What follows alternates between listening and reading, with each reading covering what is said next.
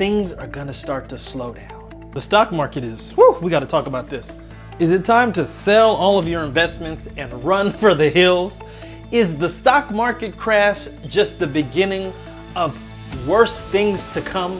Is the recession already here and we just haven't realized it yet?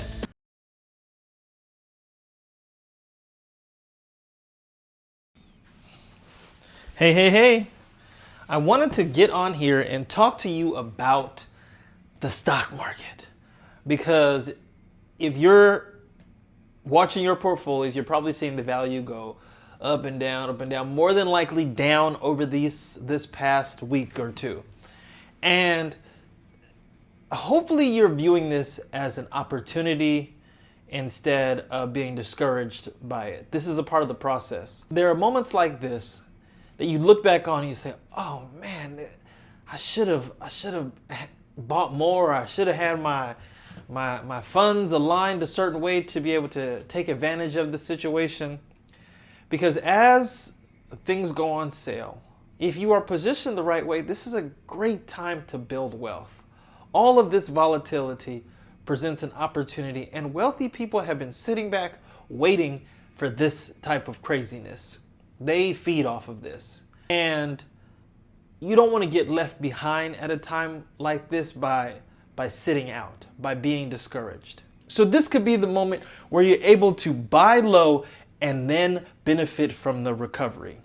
With that said, my recommendation is that only invest money that you can afford to have in the stock market for a long time. Because there's no telling what direction the market is going to go in over these next couple of years. It's definitely going to be uncertainty. There's definitely going to be some volatility, but man, the opportunities are always there in retrospect.